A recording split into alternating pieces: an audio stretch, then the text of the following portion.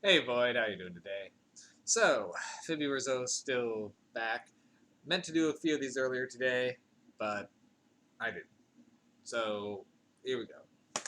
Alright, so let's do something a little lighter, particularly with how heavy my next one's gonna be.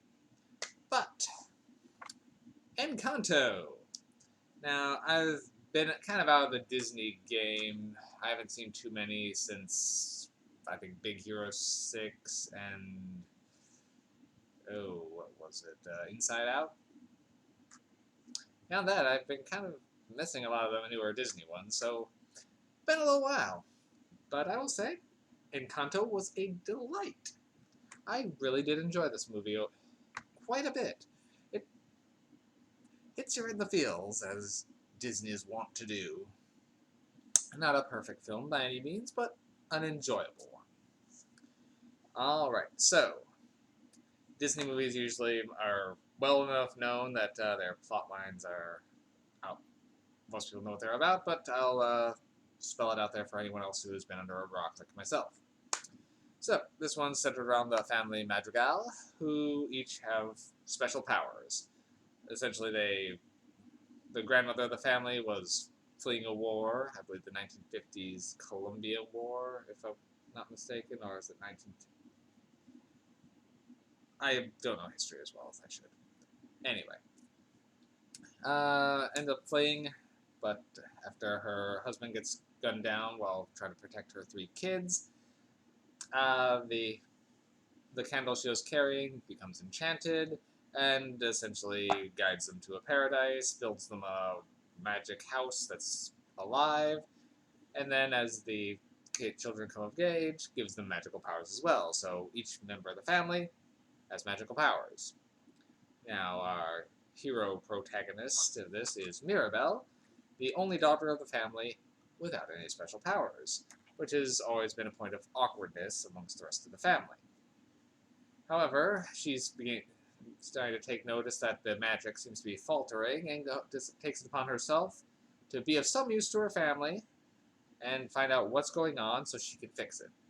Despite getting pushback from her grandmother, who might be wondering if she's in fact behind it, or if the mysterious Bruno, who disappeared, her then Mirabelle's uncle, who had the power of prophecy, who disappeared and now no one in the family is willing to talk about him. Hence the now very famous song, We Don't Talk About Bruno.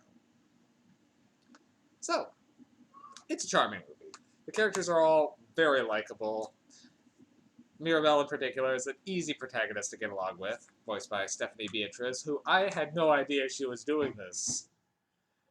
Rosa from Brooklyn Nine-Nine, doing a more bubbly character. She's unrecognizable in the role, and does very well, and I believe she does her own singing in the film also, and is very good at it. Now,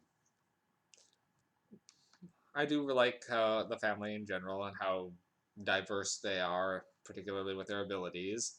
In fact, my favorite song of it was Surface Pressure, which hits a really good beat and definitely has some good emotional weight to it. For the most part, the songs are, I'd say, above average for this one. Both Surface Pressure and We Don't Talk About Bruno are catchy.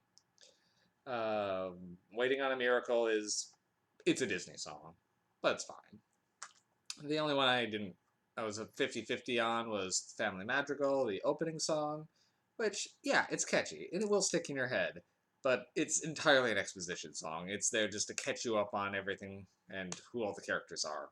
Just because there's so many characters, that's the only purpose of the song. Which is my only other problem is, with as many characters as it has, we don't get to spend as much time with some of them as I would otherwise have liked to. I kind of hope this one gets like a spin-off series or a sequel just so we can explore some of the other family members, because some of them get very little screen time, particularly one of her aunt and then her aunt with the weather powers and her cousin with the shape-shifting barely get any screen time, which, with how much they have going on, it's understandable, but I would like to see more of these characters. Um, So I really did enjoy this one. The You feel the family drama and dynamic very well throughout it. The characters, the way they interact with each other, is the heart of the movie, and it's all very well done. I'm gonna give this one 8 out of 10 MacGuffins. It's catchy, but then the songs are catchy, the animation's beautiful, then the story is pretty well done, especially as you're not sure exactly which twists and turns. It's not a cookie cutter Disney story, but lack of development on some things is my only real complaint. Also, side note, little tangent, Disney box art's always just kind of bugged me. Just a lot of children's box arts kind of bug me. Because every character, whether they would otherwise or not, are just smiling so. Getting a bad glare there. So overtly and over the top, like particularly characters that don't usually like her aunt there looks like she's having a stroke on the cover when her aunt's spending more time brooding and being gloomy about the weather that's coming down around her. So notice that a lot of these things just have everyone with big smiles, regardless of whether it's in character or not. Just a little critique there. See it a lot. Anyway, but overall, I really did like Encanto. It's charming as hell. It's a delight. Most people have probably already seen this one by now, but if you haven't, definitely check it out. All right, and now I gotta get to something a little bit more dark. So bear with me on that.